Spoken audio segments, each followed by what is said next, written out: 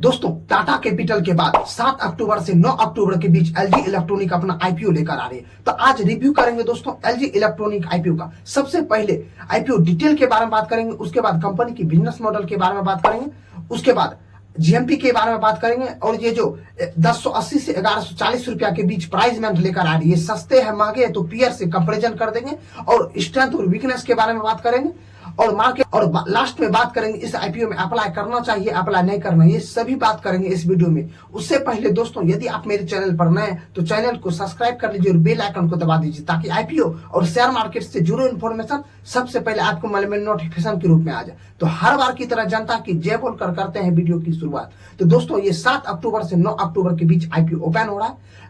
10 को इसका अलॉटमेंट और 13 को रिफंडेबल है और 14 को लिस्टिंग है। यदि मैं इसके प्राइसमेंट के बारे में बात करूं, ये 1080 से 1140 रुपया के बीच इसका प्राइसमेंट रखा गया, यानी कि 1080 रुपीज से 1140 रुपीज इसका प्राइसमेंट रखा गया। टोटल 13 लॉट का एक शेयर यानी कि 13 लॉट का एक शेयर है और फेस वैल्यू 10 रुपीज रखा गया है और टोटल इशू साइज 11,607 करोड़ का है, जो कि सभी रिटेल कैटेगरी में अलॉटमेंट मिलने का कम से कम 50 से 90% अलॉटमेंट मिलने का चांसेस हो सकता है। ये एनएससी और बीएससी दोनों पर लिस्ट होगी और टोटल का टोटल यानी कि 11,607 करोड़ ये ऑफर फॉर सेल है। इतना समझ के तो अब दोस्तों इसके जीएमपी के बारे में बात कर लेते हैं। तो यह भी इसका जीएमपी यानी कि 230 से 250 रुपया के बीच चल रहा है, यानी कि 22 से 23% इसका जीएमपी चल रहा है। जीएमपी ओवरऑल बढ़िया।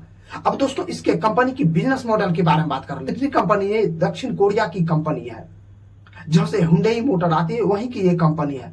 तो दोस्तों ये 1997 में इंडिया के अंदर आई थी। यदि मैं इसके बिजनेस मॉडल के बारे में बात करें तो घरेलू सामानों में यूज होने वाले इलेक्ट्रॉनिक जैसे कि फ्रिज, रेफ्रिजरेटर, टीवी, एलईडी, ये तो पहले मोबाइल भी मैन्युफैक्चर करते, ये बाद में छोड़ दी क्योंकि मोबाइल इनका सक्सेस नहीं हुआ। ये सभी ऐसे ही आइटम मैन्युफैक्चर करते और उससे सेल करके ये रेवेन्यू और प्रॉफिट जनरेट करती है। दोस्तों अब इसके बिजनेस मॉडल के समझ में आ गए। यदि इसके रेवेन्यू के बारे में बात करें तो ये सबसे ज्यादा रेवेन्यू रेफ्रिजरेटर से 27% रेवेन्यू जनरेट करती है, वॉशिंग मशीन से 21% रेवेन्यू जनरेट करती है और एयर कंडीशनर से 20%, टेलीविजन से भी 20% ये रेवेन्यू जनरेट करती है। दोस्तों इसका बिजनेस मॉडल तो आपको समझ में आ गया। अब इसके फाइनेंशियल बैकग्राउंड देख लेते हैं, कंपनी लॉस मेकिंग है या प्रॉफिट में है। यदि दोस्तों इसके फाइनेंशियल के बारे में बात करें तो एसेट्स में साल दर साल ग्रोथ है और टोटल इनकम में भी साल दर साल ग्रोथ आप देख सकते हैं। और इसके यदि पैट की बात करूं तो पैट में भी साल दर साल ग्रोथ है, जबकि 2023 में इनका 1344 करोड़ प्रॉफिट था और 2024 में लगभग 1500 करोड़ और 2025 में 2203 करोड़ और इधर 3 मंथ का जो यानी कि एक क्वार्टर का दिया गया है वो 513 करोड़, यानी कि दोस्तों प्रॉफिट मार्जिन भी बहुत ज्यादा बेहतर है। अब इसके इबिडेटा के बारे में बात कर लेते हैं। तो इबिडेटा में भी साल दर साल ग्रोथ है, जबकि 2023 में इसका इबिडेटा 1895 करोड़ था और 2224 करोड़ 2024 में और 3110 करोड़ 2025 में और इधर तंग यानी कि एक क्वार्टर का 716 करोड़। नेटवर्थ में भी साल दर साल ग्रोथ है और टोटल कैश जो इनके पास उपलब्ध है 5805 करोड़, यानी कि बेहतर है इनके पास कैश उपलब्ध। लेकिन मैं एक आपको पॉजिटिव बहुत बड़ा पॉजिटिव पॉइंट के बारे में बात करूं तो इस पर अभी उधारी 1 रुपया नहीं, कोई वार्निंग नहीं है इस कंपनी के ऊपर।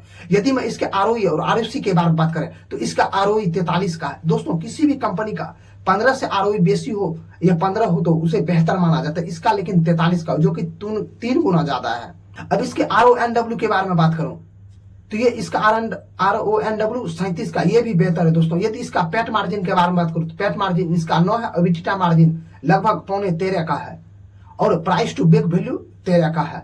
ओवरऑल इसका चीजें बढ़िया। अब दोस्तों इसके पीयर कंपैरिजन के बारे में बात कर लेते हैं। ये जो 1080 से 1140 रुपया के बीच प्राइसमेंट लेकर आए वो सस्ते हैं महंगे, तो इससे पीयर कंपैरिजन कर देते हैं। यदि दोस्तों एलजी इलेक्ट्रॉनिक के पीई रेशियो के बारे में बात करें तो ये अपना पीई रेशियो 35 से 37 रुपया के बीच लेकर आ रहे हैं। यदि हेवल्स के बारे में बात करूं तो ये इसका पीई रेशियो 64 का और वोल्टास की बात करें तो ये इसका 52 का है और व्हिर्लपूल का पी रेशियो 43 का है। ब्लू स्टार का पी रेशियो लगभग 65 का। दोस्तों इससे और जो कि ये अपने कैटेगरी में नहीं रखा है वो सैमसंग है। सैमसंग भी और ब्लू स्टार सभी ये रेफ्रिजरेटर वगैरह टीवी वगैरह मैन्युफैक्चर करते हैं, लेकिन इन्होंने सैमसंग को नहीं रखा अपने क्राइटेरिया में। मैं अलग से आपको बता दिया सैमसंग के बारे में, जो कि सैमसंग इन्होंने नहीं रखा अपने कंपेरिजन में, लेकिन सैमसंग भी रेफ्रिजरेटर, टीवी, एयर कंडीशनर ये वगैरह मैन्युफैक्चर करते हैं। तो दोस्तों इसमें कोटा जो रखा गया QI के लिए 50%, रिटेलर के लिए 35% और HNI के लिए 15%। और दोस्तों यदि मैं इसके स्ट्रेंथ और वीकनेस के बारे में बात करें तो दोस्तों इसका वीकनेस कोई नहीं है। यदि आपको ये लगता है कि 11,607 करोड़ जो अपना ये IPO लेकर आ रहे वो टोटल का टोटल ऑफर फॉर सेल है, तो दोस्तों ये कंपनी के ऊपर कोई भी नया शेयर या कि नया काम करने के लिए कोई जरूरी नहीं है, क्योंकि ये ऑलरेडी बहुत स्ट्रांग कंपनी है। तो ये अपना प्रमोटर जो इतने दिन से लगा के रखी तो उसको भी तो थोड़ा प्रॉफिट कमाने का जरिया होता है ना दोस्तों, आप इतना समझ गए। तो इसमें दोस्तों अब स्ट्रेंथ थोड़ा के बारे में बात कर लेते हैं, थोड़ा स्ट्रेंथ के बारे में।